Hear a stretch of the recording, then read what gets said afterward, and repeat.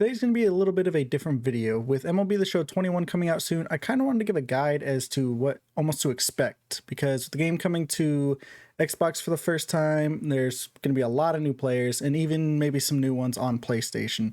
And I kind of just wanted to go through and give a guide to what I think is the best for certain types of players, and for Diamond Dynasty specifically, kind of how to build a really good team. I've been playing this game since I was a kid, and I have grinded Diamond Dynasty for the past 3 years or so, and over the last two, I've put over 500 hours in each of those last two. So kind of wanted to just go through and give my thoughts on it.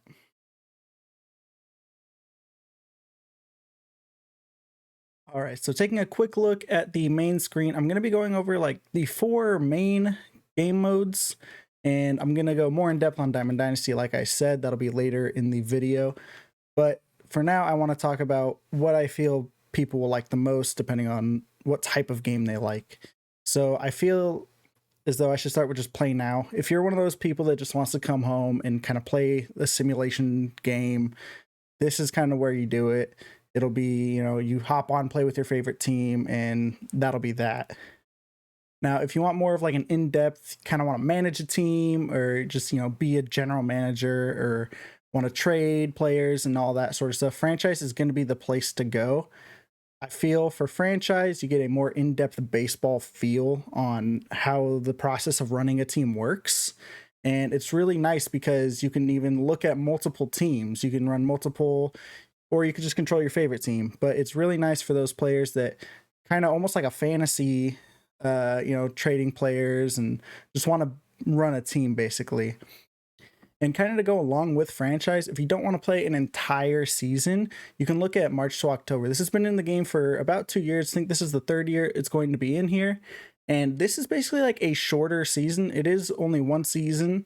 At the end of it, you can carry it over to franchise if you'd like to continue. But it's shorter. You go and play in key moments of the season, and you make less of the decisions as far as like managing the team.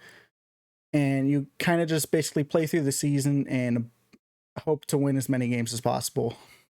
And more on March to October, I personally like it because depending on how well you do in those key moments is kind of how well your team will do moving forward. So say, you win 2 key moments in a row, your team will be on a hot streak and it'll do better in simulating.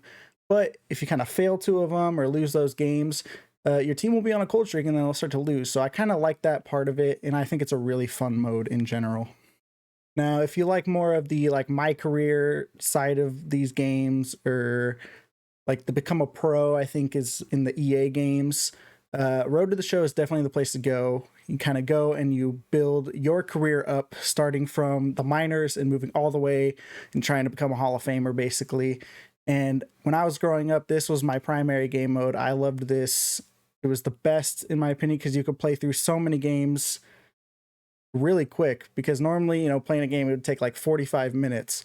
But with this, you can get through quite a bit because you're player locked into one player and you're kind of playing out the story of your career or whoever you choose to create. And I think this is good for those players that do like the my career, or, the be a pro, all the other game modes in the sports games. And for me, like I said, played this one a lot as a kid. I don't really play it as much anymore, but it is really good. And I believe they are working on a little bit better of a storytelling part of it, so it should be really fun this upcoming year. Now, the mode I'm going to talk about most is Diamond Dynasty, and it is the mode I have played primarily for the last 3 years.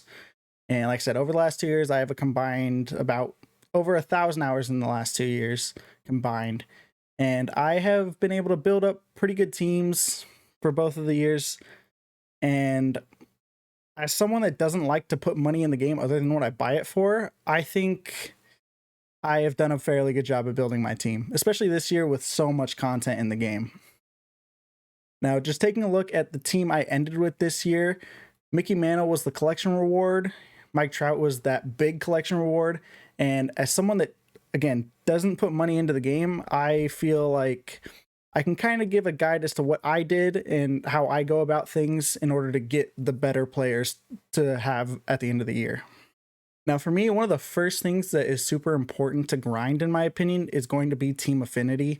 It is going to be one of those things that you can get really good cards right off the bat just by grinding and playing the game.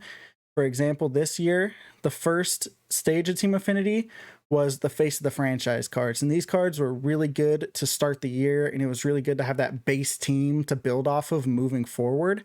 And there was a lot of fun stages to do for Team Affinity. In order to build up Team Affinity, at least in this last year, they had March to October. And depending on, the level you played at, you got, different reward points towards Team Affinity. And you can play, that March to October mode like I was talking about before and earn things in Diamond Dynasty. So another cool thing in order to earn points in Team Affinity is the moments. So in this, depending on which team, you have a certain set of moments based on that team's history or a player's history. So for the Orioles, the first Team Affinity card was Trey Mancini, face of the franchise. And so you would play through kind of a moment of his career and you would get points based on that moment. Another way to unlock stuff for Team Affinity was missions. So you could just by using, Baltimore players, for example, you could build up innings with them and get points. Or, once you unlocked one of the face of the franchise cards, you could then use that card to do more missions to earn more stuff. And throughout the year, they will be releasing more and more content for each team. I personally kind of stopped grinding it quite a bit in the year. I got the cards I wanted from specific teams, but this is a great place to start if you want to build a really good base team. And if you want to stay on top of it in order to get the really good cards towards the end of the year for free, this is the best way to do it. Another place to look is the inning programs. One thing that is going to be different this year than it has been in the previous years is it is going to be based off XP as opposed to program stars. So as you build up XP this year, you will be earning points, or you will be earning XP towards this as well as just general XP, where in these previous games you had to earn program stars through different missions. This time you'll be earning XP. But same thing, you really want to grind this out because it'll have really good cards in order to make that base team to start off the year. And progressively throughout the year, each program will have better and better cards. And throughout the year, they will be releasing player programs to kind of earn more points towards the regular featured programs like I was showing before, the inning programs. Another thing to kind of look at, it would be collections. Now, the starter collection is a really good place to start because it'll give you some more XP and even stubs. Now, stubs, haven't really gone over yet, but stubs is kind of like the currency in MLB The Show, and it's kind of how you buy packs if you want packs. I don't generally recommend that, but you also buy players with them off the market. We'll get more into that later. Now, throughout the year, there will be different collections as far as like the inning programs. So the first inning program, you would get you can collect prospects. So this year they had prospect cards. If you collected 10, you would get stubs for that, and you would also earn program stars. Now, with it not having program stars, I think it'll just give you some bonus XP moving forward. And there's also other collectibles and stuff you can unlock. And kind of like if you want to unlock stadiums, you can do collections for those and get XP and stubs along the way. And this is a really good spot to look to earn those stubs and XP. Now, for the live series collection, this is where some of the best cards in the game are going to be. And this is typically right off the bat the most expensive collections there are, because you have to collect every live series card in the game. For me personally, I don't get this done right away. I typically get it done a little bit before halfway through the year.